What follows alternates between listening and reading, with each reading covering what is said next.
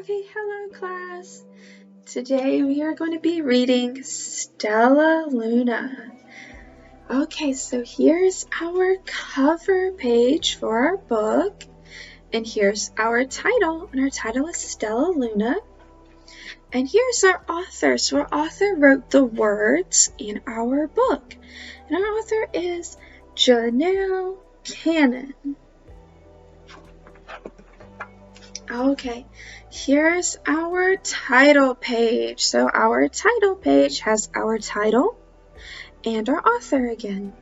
So, Stellaluna by Janell Cannon.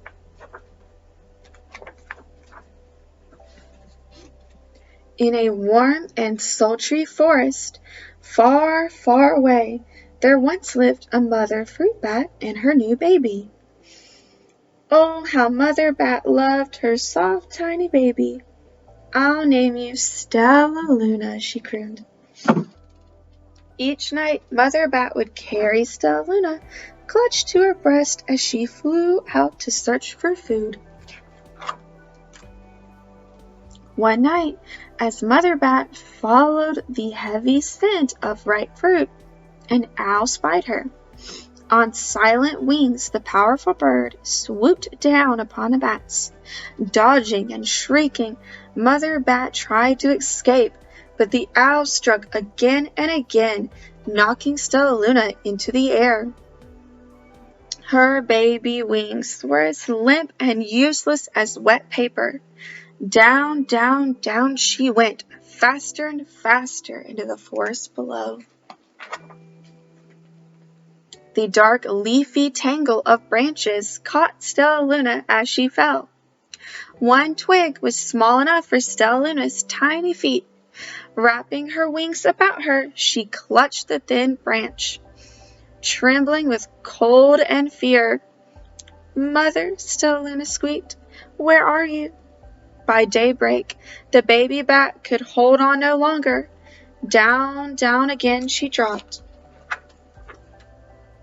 Flump! Stellaluna landed head first in a soft, downy nest, startling the 3 baby birds who lived there. Stellaluna quickly clambered from the nest and hung out of sight below it.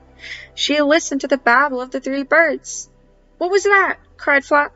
"I don't know, but it's hanging by its feet," chirped Flitter. "Shh! Here comes Mama," hissed Pip.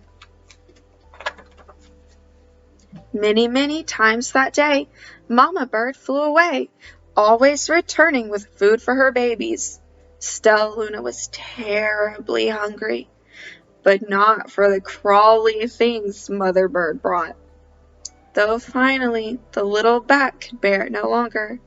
She climbed into the nest, closed her eyes, opened her mouth, plop, dropped a big green grasshopper. Stellaluna learned to be like the birds. She stayed awake all day and slept at night. She ate bugs, even though they tasted awful. Her bat ways were quickly disappearing, except for one thing. Stellaluna still liked to sleep, hanging by her feet. Once, when Mama Bird was away, the curious baby birds decided to try too. When Mama Bird came home, she saw 8 tiny feet gripping the edge of the nest. "Eek!" she cried.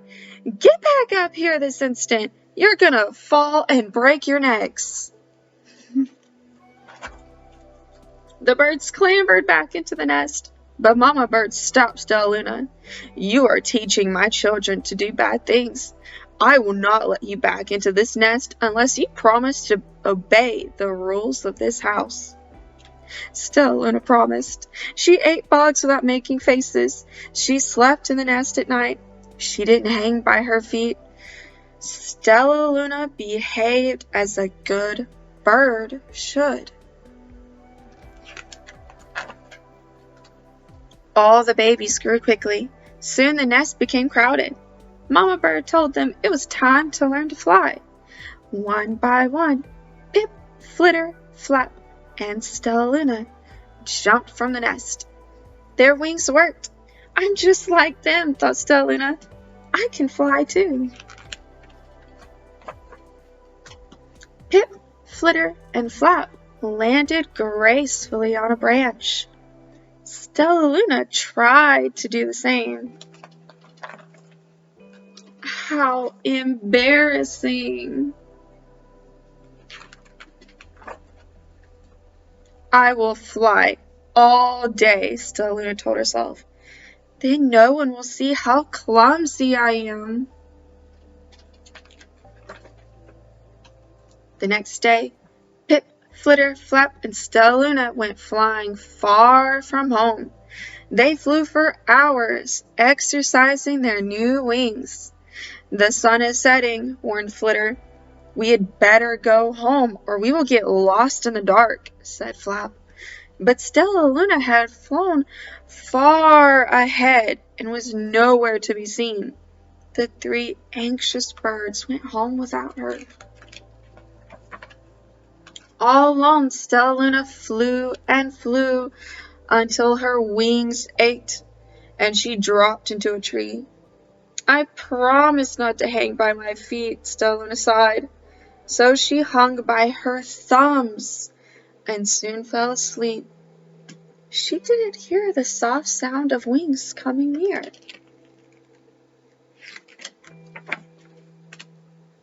Hey, a loud voice said.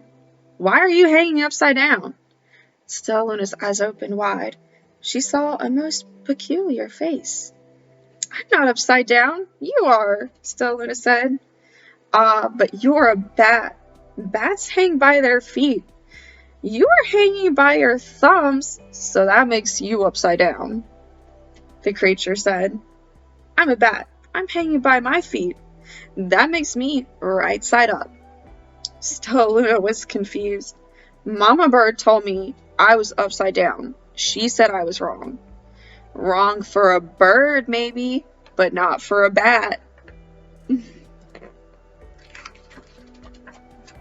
More bats gathered around to see the strange young bat who behaved like a bird.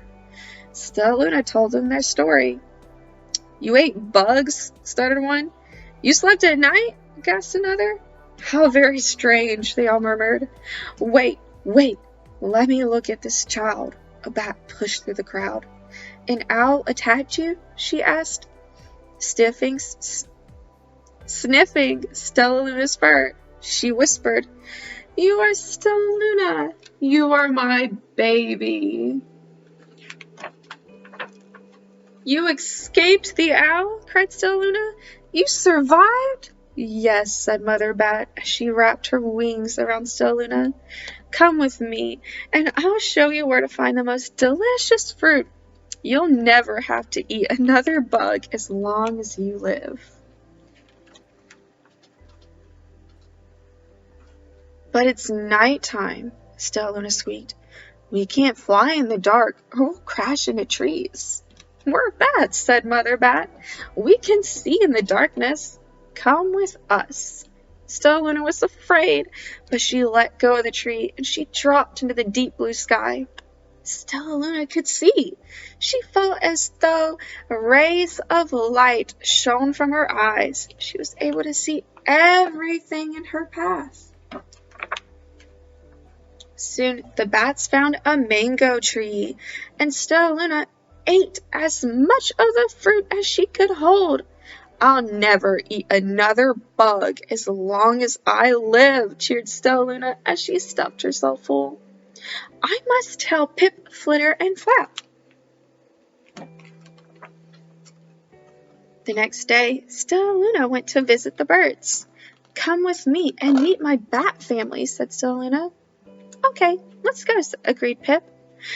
They hang by their feet, and they fly at night, and they eat the best food in the world, Stellaluna explained to the birds on the way. As the birds flew among the bats, Flap said, I feel upside down here. So the birds hung by their feet. Wait until dark, Stellaluna said excitedly. We will fly at night. When night came, Stellaluna flew away. Pip, Flitter, and Flap leapt from the tree to follow her. I can't see a thing, yelled Pip. Neither can I, howled Flutter. Aye, shrieked Flap. They're going to crash, gasped Stellaluna. I must rescue them. Stellaluna swooped about, grabbing her friends in the air. She lifted them to a tree, and the birds grasped a branch. Stellaluna hung from the limb above them. We're safe, said Stellaluna. Then she sighed. I wish you could see in the dark, too. We wish you could land on your feet, Flitter replied. Pip and Flap nodded. They perched in silence for a long time. How can we be so different and feel so much alike, mused Flitter. And how can we feel so different and be so much alike, wondered Pip. I think it's quite a mystery, Flap chirped. I agree, said Stellaluna. But we're friends, and that's a fact.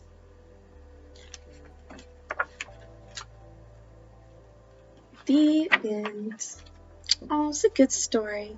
And here's our back cover of our story. Alright guys, thank you so much for listening.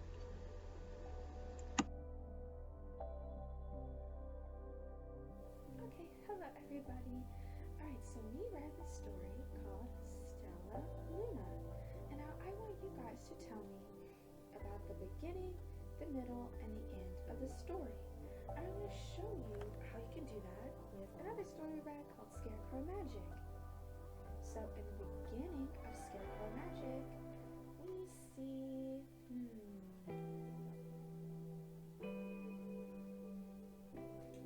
a scarecrow moving his fingers. And then near the middle of our story, we see he took off his skin and he's in water. He's jumping in the water and he's swimming. And at the end of our story, we see that he returned to his post. So beginning would be the first thing that happened. The middle is somewhere around